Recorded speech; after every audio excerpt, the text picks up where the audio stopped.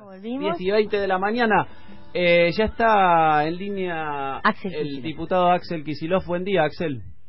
Buen día, ¿cómo andan? Muy bien, Acá bien. estamos. Iván Muchísimas Gándara y Marina González Galvalici.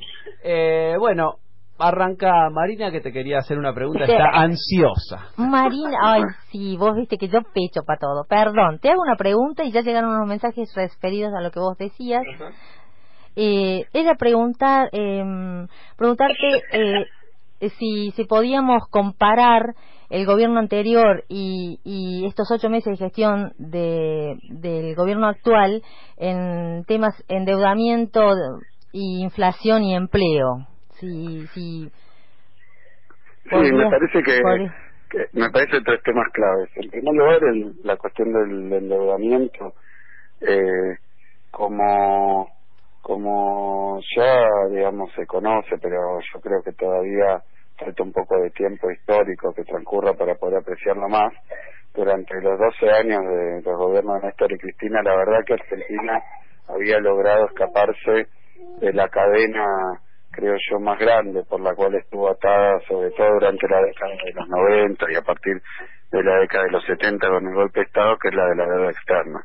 La deuda externa es un mecanismo muy perverso que actúa sobre las economías de los países, porque si bien lo que parece ser la deuda externa es que te prestan plata para que vos crezcas, para que tu país esté mejor y digamos se consigan logros tanto de infraestructura como de condiciones sociales, la verdad que la deuda externa en la historia moderna ha funcionado principalmente como un mecanismo de reciclaje de dinero de los países centrales cuando tienen dificultades, sobre endeudamiento de los países y la conocida como bicicleta financiera. Quiere decir que tan rápido como la plata entra para el endeudamiento externo, sale y se va a través de la fuga de capitales. El resultado de esto es que los países toman deuda, sus economías no mejoran, las obras no se hacen a través de la deuda externa y después el país se queda con una carga tan grande que buena parte de lo que produce el país y recauda el Estado tiene que dirigirse al pago de los intereses de la deuda, de forma tal que queda como una especie de permanente mecanismo de extracción y apropiación de riqueza de los países. Dicho de otra manera, a través de la deuda externa se consigue que los países, no que crezcan los países, sino por el contrario, que se enriquezcan mucho algunos, que los capitales internacionales vuelvan a los grandes centros financieros y después al país le queda como una especie de cicatriz abierta por la cual a través de los intereses de la deuda permanentemente va sacrificando parte de lo que consigue producir. Eso durante nuestros 12 años, que había estallado ahí en la crisis de 2001, que la deuda ya no se pudo pagar, caímos en default, a partir de 2003 con Kirchner y después con Cristina, se fueron solucionando todos los problemas del default, pero de una manera peculiar, no volviendo a tomar deuda para pagar la deuda vieja, sino desendeudándonos. Esto tiene un número muy claro. Cuando empieza el gobierno, Argentina debía 1,5 veces lo que producía en un año. Y cuando termina el gobierno, esa misma deuda está en el 40% de la producción, y si tomamos la deuda externa, propiamente la que está en dólares y en bonos, solamente en el 8%, 10% para simplificar. Quiere decir que Argentina había conseguido sacarse de encima probablemente uno de los grilletes más grandes que había construido el neoliberalismo, y si uno toma el gobierno actual, lo que ve es la situación contraria, con esta idea de los buitres y de pagarle a los buitres porque así va a mejorar la economía nacional. Argentina en poco tiempo volvió a tomar mucha deuda externa, 27.000 millones de dólares tomó el gobierno nacional, y esto se eleva casi a 50.000 millones y se suma deuda privada, de provincia, de YPF, de forma tal que se inició un nuevo ciclo de endeudamiento externo que, como bien te decía, y ahora lo podemos observar en el presente, esa deuda externa no fue una lluvia de dólares, de inversiones, de trabajo para Argentina, sino por el contrario, tomamos deuda para mandarla fuera de nuevo, y el residuo que queda acá es el compromiso externo, que es para todos los argentinos. Entonces, yo creo que ahí hay un claro contraste de modelo, y otro tanto con la cuestión de la inflación, porque es cierto, no se puede negar que durante los 12 años de nuestro gobierno hubo momentos de aceleración y desaceleración de los precios. Lo que pasa es que era una inflación que estaba controlada, en el sentido de que siempre, todos los años, y esto no lo discute nunca nadie, todos los años los salarios, las jubilaciones, las becas de los pibes, la asignación, crecían más que los precios. Porque la verdad que la inflación es un fenómeno muy difícil de explicar, y los economistas nos pasamos discutiendo cuáles son los motivos de la inflación. Lo que sí no puede pasar cuando tenés un gobierno que piensa en las mayorías populares es que el aumento de los precios supere los ingresos y la variación de los salarios. Y eso se logró durante 12 años, por eso hubo mejora en el bienestar, pero no solo eso, sino que eso es un modelo de consumo, porque a medida que aún si los precios crecen, como los ingresos crecen más, la economía tiene en el consumo un verdadero resorte, una palanca. Pero en pocos meses el gobierno de Macri mostró cómo podemos tener una inflación dañina para la gente. Yo creo, y cuando me tocó ser ministro, tomamos medidas contra la inflación, pero las medidas contra la inflación no eran reducir el salario de la gente para que consuma menos y entonces haya menos inflación, sino por el contrario, controlar a las empresas, limitar los aumentos de precios, programas precios cuidados, hora 12, su beneficio, procrear, progresar, dos programas que eran programas que tenían siempre un componente de administración de los precios y de acuerdos de precios. Ahora el gobierno de Macri hace una devaluación del 60% y no controla nada. Al contrario, pareciera que incentiva a los empresarios a trasladar a los precios toda la devaluación. Entonces lo que ha ocurrido es que, según todas las estadísticas, los precios este año crecieron aproximadamente 45% de un año al otro, y los salarios al mismo tiempo no superaron el 30%, en el mejor de los casos. Es decir que te robaron 15% de tu poder de compra en pocos meses. Y ese 15%, bueno, ustedes dirán que es perder el 15%. Y la persona que llevaba, o la familia que llegaba justa a fin de mes, al día 30, y bueno, al perder 15% de sueldo, ahora no llega al día 25. Ahora, Axel, yo veo que la economía no tracciona por el por el empleo ya, porque el empresario, cuando tiene plata para invertir, invierte más en tecnología que en empleo, que en tomar empleados, y que tracciona más por el consumo. Eso es básicamente los lineamientos a grandes rasgos que venía aplicando tu gestión.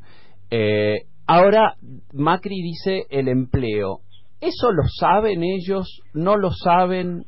¿Cuál es tu mirada sobre? ¿Es de buena fe lo que están queriendo hacer, o es una cuestión totalmente encubierta para quedarse con todo esta crisis provocada? Las decisiones de política económica se mezclan cuestiones ideológicas, conceptuales, porque efectivamente hoy quienes están a cargo del manejo de la economía tienen alguna formación e ideas económicas que son muy opuestas a las nuestras, ¿no? Son economistas que yo llamaría neoliberales, que tienen la convicción de que para que la Argentina, para que un país crezca de manera genuina, le dicen ellos, el resto lo consideran artificial, y ahora voy a hacer un comentario sobre eso, lo que tiene que pasar es que haya inversión privada que cree empleo. Ahora, ¿qué problema hay o cómo lo quieren lograr? Lo quieren lograr a partir de enriquecer a los sectores más concentrados. Y yo creo que ellos tienen una teoría económica, más allá de lo que uno pueda discernir o suponer sobre las verdaderas intenciones que mueven a aplicar estas políticas. La teoría dice que bueno, que si los ojeros se llenan de plata, entonces invertirán y crearán nuevo empleo. Yo creo que eso no está asegurado.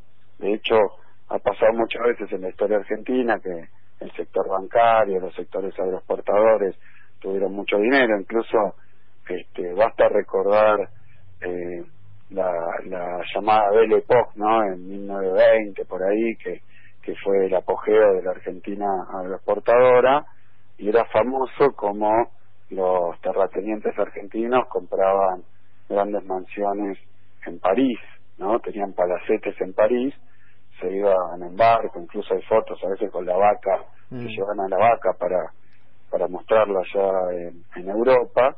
Y lo que quiero mostrar con esto es que muchas veces las conductas de estos sectores que se enriquecen están más vinculadas a la especulación o a la acumulación financiera o a algún tipo de acumulación de riqueza en el exterior, la fuga de capitales. Quiero decir que no necesariamente no hay un conducto único que haga que esa riqueza se refleje en la creación de industrias, porque justamente no crean industrias porque como esos modelos son muy excluyentes en lo social, la producción en Argentina para los argentinos no tiene mucho sentido porque justamente no hay quien la consuma. Entonces una cosa llevará a otra. Ahora, más allá de las cuestiones conceptuales, casualmente o no tan casualmente, estas políticas económicas son llevadas a cabo por sectores que se enriquecen mucho, o sea, que coinciden con sus propios intereses. Digo casualmente porque dicen, bueno, cuando uno ve que un representante del modelo agroexportador, porque son grandes propietarios rurales, por ejemplo, dicen, lo que más le conviene al país es que me enriquezca yo, por más que haya una teoría económica, uno un poquito desconfía, ¿no? De las intenciones y los esfuerzos que van a hacer para que esos programas económicos se desplacen hacia el resto de la sociedad. Te hago dos en una. Si vos ves, por un lado, si el poder económico ha pasado de una producción de bienes y servicios, el capitalismo, a un sistema especulativo y de deuda, y si vos estás viendo que esas teorías conspiranoicas sobre el Club Bilderberg y el poder mundial y el nuevo orden mundial y todo eso tiene que ver o tiene un correlato con lo que está pasando en la realidad, o vos crees que son cosas que no tienen tanto que ver, o si esas profecías cada vez se parecen más a lo que estamos viviendo, o vos no lo ves así. No, yo creo que incluso con la cuestión de la producción y las finanzas ha habido diferentes etapas de los ciclos internacionales, y esto es para muy largo y son temas muy controvertidos, o sea que caben opiniones dispares, pero la verdad que si uno, por ejemplo, lee las crónicas de la época de la crisis de 1930, o incluso alguna literatura previa a fines del siglo XIX, qué sé yo, los propios escritos, por ejemplo, de Lenin, ¿no?, sobre el imperialismo y la financiarización, también se ve que hubo otras etapas del ciclo económico mundial históricas donde se observó algo parecido con respecto al predominio de las finanzas, al avance de los bancos en la cuestión financiera sobre la cuestión productiva. Entonces, la verdad que no es la primera vez que ocurre. Obviamente, a partir de la llamada globalización, estos movimientos financieros se han vuelto más feroces, pero y más desproporcionados con respecto al aparato productivo industrial tradicional. Al mismo tiempo, yo lo que creo que es más determinante que eso, que el predominio de las finanzas sobre la producción, porque producción no falta, como se observa, es medio al revés, ¿no? Está lleno el mundo de producción material, y eso es un poco el boom del consumo y hasta el consumismo, ¿no? Toda la producción en China, bueno, es de una variedad y de una cantidad y de una celeridad en sus transformaciones que indudablemente no es que no haya más producción, ni tampoco es necesariamente que esté toda tecnificada y robotizada, porque de hecho se sitúa en zonas como el sudeste asiático o mismo China, justamente por la cantidad de mano de obra que hay ahí. Sí, si bien hay en muchos casos. Pseudo esclava en muchos casos, ¿no? Por eso, pero si bien es cierto que ha avanzado las técnicas productivas, se ha automatizado parte importante de procesos productivos que antes eran manuales, también es cierto que se requieren contingentes, ejércitos de mano de obra para llevar adelante la producción a la escala que se está llevando hoy en el mundo. Pero es cierto que un fenómeno muy llamativo y bastante novedoso, que se ha desplazado de alguna manera la producción mundial, la parte manual de la producción mundial, a estos países, como vos decías, de mano de obra barata.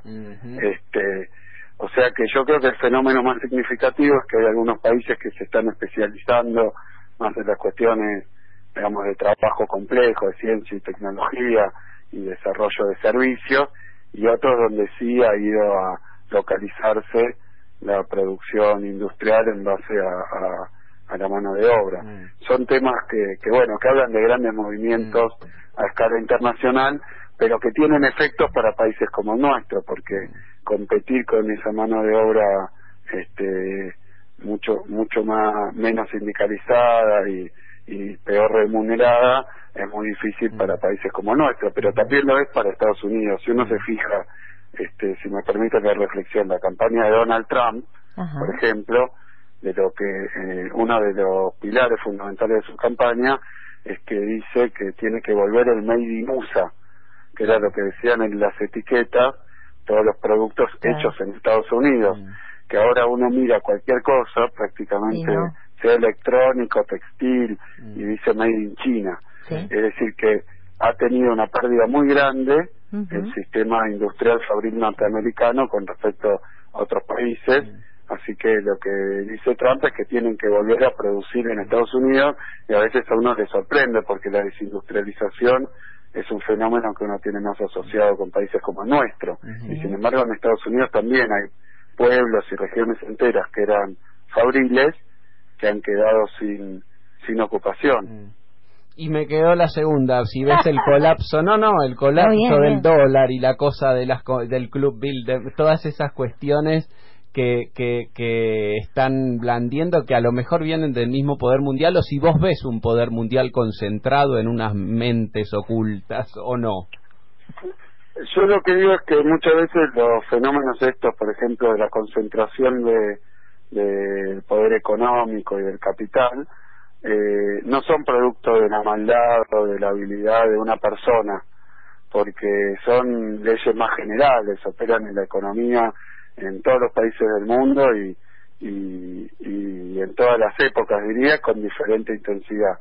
Pero siempre que se va concentrando el poder hay una persona, por lo cual yo no creo que el fenómeno sea que esa persona es conspirativa y tan hábil que logró torcer el rumbo de las cosas, pero sí que ese rumbo de las cosas termina poniendo a sujetos en determinadas posiciones.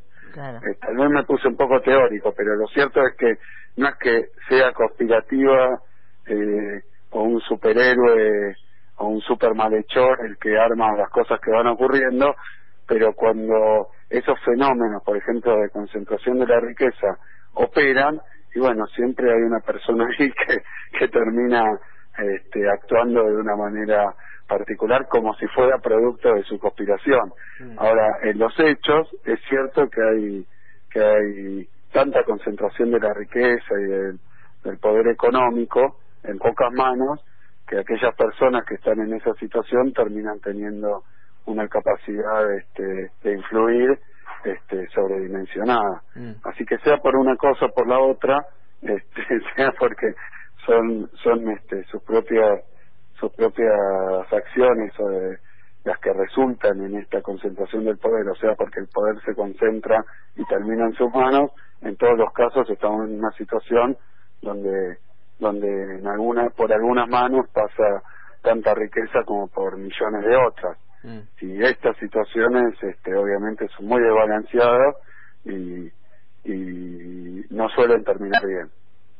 Y la otra es pasar a un tema agropecuario, que son las primeras medidas de Macri allá de diciembre, la devaluación y la quita de los derechos de exportación, a quienes beneficiaron, digamos. ¿Cómo analizan las medidas? Me parece interesante porque cuando fui ministro, pero los 12 años que tuvimos responsabilidades de gobierno, tratamos de explicar cuál era el objetivo, el propósito de las retenciones, ¿no? Que algunos sectores decían que las retenciones perjudicaban a los pequeños productores, no beneficiaban a nadie y que eran una especie de capricho del gobierno. Lo que nosotros planteábamos es que las retenciones sobre los productos agropecuarios, alimentarios, lo que hacían era reducir los precios internos de los alimentos, o sea, las retenciones eran un instrumento para abaratar la comida en Argentina, para las grandes mayorías, y que no perjudicaban específicamente a los pequeños productores, sino particularmente a los grandes exportadores. Y dicho y hecho, porque el gobierno de Macri, como haciendo un experimento para permitir probar quién tenía razón en esta discusión, eliminó las retenciones de algunas producciones con el discurso de que esto era muy bueno para las economías regionales, ¿no? Sí. Bueno, el resultado de esto ha sido que se encareció muchísimo el carrito del supermercado, es decir, los alimentos y la comida en el país, y que tenemos una crisis sin precedentes en todas nuestras economías regionales. O sea que me parece que en los hechos hemos podido probar lo que durante tantos años explicamos, pero bueno, era una teoría para algunos. Ahora bien, se sacaron las retenciones, se devaluó muy fuerte la moneda, y los pequeños productores, basta preguntarle a la Federación Agraria, los tamberos y los productores de cerdo tienen serias dificultades con el tema del maíz, sí. Pollo, es decir, ha afectado a todos los pequeños productores, los ha perjudicado. Sí, los ha 120 perjudicado. sí. Axel, ¿qué no harías? ¿Qué no volverías a hacer? ¿Cuál crees que fue el error que cometió tu equipo económico para que la gente, las mayorías no entendieran a lo mejor cuál era el beneficio que tenía el gobierno para las mayorías? ¿Cuál fue tu error? No, mira, yo creo que a mí me cuesta un poco ese ejercicio que se plantea como, bueno, hagan la autocrítica. La verdad que fueron 12 años de gobierno donde se puede hacer un balance. Hay cosas que se hicieron bien, y como vos planteás, seguramente cosas que se hicieron mal, algunas que se hicieron más o menos y se podrían haber hecho mejor, y algunas, cuando uno dice esto estaba mal, tiene que distinguir mucho más fino, ¿no? Si era una mala idea, si era una buena idea pero estuvo mal implementada, si era una buena idea, estuvo bien implementada, pero estuvo mal comunicada. Y yo creo que lo primero que yo observo es que había, por ejemplo, cuando uno mira los resultados económicos del año 2015, en términos globales, lo que es que se aceleró prácticamente a la mitad la inflación de 2014, eso se puede medir con cualquier indicador, incluso los de Patricia Bullrich, por ir al extremo, ¿no? De malas intenciones, midiendo precios, pero bajó la mitad la inflación. La economía creció 2,7%, Brasil caía al 3 y pico, o sea, una situación complicada en el comercio exterior, y el empleo mejoró, creció, y junto con la actividad económica. Es decir, que en una situación que yo caracterizaría como muy compleja a escala internacional, se tomaron medidas para impedir que la crisis internacional pegara adentro de la economía argentina, sobre todo en los sectores más vulnerables. Pero eso también, hablando de autocrítica, nos llevó a enfrentamientos muy resonantes con determinados sectores económicos, en general, te podría decir los bancos, los grandes exportadores de grano, algunos exportadores más pequeños, que pensaban, esperaban o no creían en lo que le decíamos, pero creían que había políticas que los podían beneficiar más que las nuestras, o incluso que las políticas que tomábamos, que muchas de ellas eran en cuidado de sus propios sectores, los perjudicaban. Por ejemplo, esto de las economías regionales, que yo conozco y reconozco como un error nuestro, que no supimos seguramente transmitir, comunicar la gravedad de la crisis externa y los resultados y las decisiones que tomamos en términos de protección de esos sectores, a punto tal que aquellos sectores que estábamos tratando de cuidar estaban muy enojados con nuestras políticas. Y yo creo que esa es una falla nuestra de comunicación. Por supuesto que tengo atenuantes, como por ejemplo tener toda la prensa hegemónica muy en contra del gobierno y jugando políticamente para otras fuerzas, ¿no? Pero coincidís con Cristina, porque Cristina el otro día en un reportaje dijo lo mismo, que a los empresarios los irritaron. No sé si lo dijo textualmente así, pero... Sí, no, pero es similar. Yo hice muchos esfuerzos porque siendo ministro de Economía tenía contacto diario con los empresarios, tratando de explicar que bueno, que ante situaciones complicadas internacionales, la verdad que hay dilemas de política y decisiones que hay que tomar, y es verdad que las decisiones que tomábamos no coincidían con las que ellos proponían. Y nosotros lo hacíamos porque creíamos que era más efectivo lo que las decisiones nuestras. Sin embargo, ahora con el gobierno de Macri se aplicaron muchas de esas políticas contrarias a las nuestras, como esto de evaluar muy fuerte el 60% de la moneda, levantar las retenciones, sacar todo tipo de administración del comercio, darle un golpe al salario, que los empresarios, la verdad que yo los conozco, muchos de ellos, y pensaban que los salarios eran muy altos y que eso los perjudicaba a ellos. Nosotros siempre sostuvimos que no, que tal vez sin que se dieran cuenta, indirectamente, esos salarios no eran solo un costo para las empresas, sino también una fuente de demanda, que terminaba beneficiándolos el hecho de que hubiera un mercado interno sólido. Pero bueno, evidentemente hay discusiones fuertes que son clásicas y en situaciones de crisis y de grandes cambios políticos en puerta, no siempre están las mejores condiciones para discutir estas cosas. Yo creo que si uno lo juzga por los resultados, por ejemplo en términos de las economías regionales, hoy con las políticas que pedían los mismos sectores están mucho peor de lo que estuvieron con otras políticas. Pero bueno, como la crisis no se pudo evitar por completo porque era una crisis externa donde, qué sé yo, nosotros le vendemos a Rusia, le vendemos a Brasil y fueron países que devaluaron muy fuerte sus monedas, después cayeron fuerte su economía y su consumo interno, se encareció toda la exportación.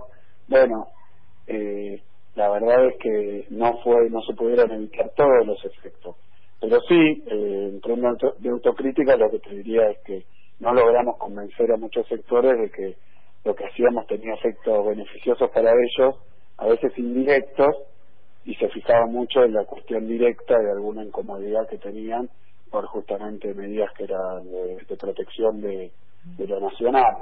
Pero bueno, tal vez esto, sí, uno hoy en perspectiva y habría que haberlo reforzado. Después, en la práctica, las dificultades que se presentan no siempre son fáciles de evitar, ¿no? Y la última, pues nos van a quedar unas preguntas de los oyentes. La última es porque vimos ese video con el que convocan a la charla, al foro de hoy en sociales, es preguntarle eso, cómo construir una mayoría y por qué la invitación al foro de sociales de hoy, de esta tarde. Sí, es una actividad que se ha organizado con una idea que creo que está rondando en buena parte de todos. Pero nos gustó el mensaje, el mensaje suyo del video, el de acercar posiciones, el de construir la mayoría, es decir, sumarnos no a una idea del otro, sino cada uno aportar, es decir, me dio una sensación de la cosa política, digamos. Sí, indudablemente. Yo creo que no es momento, me parece hoy, de una disputa electoral, que siempre, bueno, la conformación de listas es un momento en la política siempre de divisiones y de conflicto. Y no es momento, probablemente, más allá de que va a haber elecciones pronto, tampoco sea momento de extremar las posiciones, digamos, en detalle de cada uno de los sectores. Me parece que lo que está pasando en el continente, lo que está pasando a nivel mundial, exige de todas las fuerzas políticas que pretenden formar parte del llamado campo popular un esfuerzo grande de articulación entre ellas para que estas corrientes que no son solo argentinas sino latinoamericanas y mundiales no terminen afectando de manera tan grave a los sectores que buscamos representar y de los que formamos parte. Entonces eso exige un esfuerzo político de modalidad de organización bastante bastante distintas a las de la etapa anterior, entiendo yo. Bien. Gracias, Bueno, diputado. muchísimas No. gracias, muchísimas gracias. No, Un por placer. favor.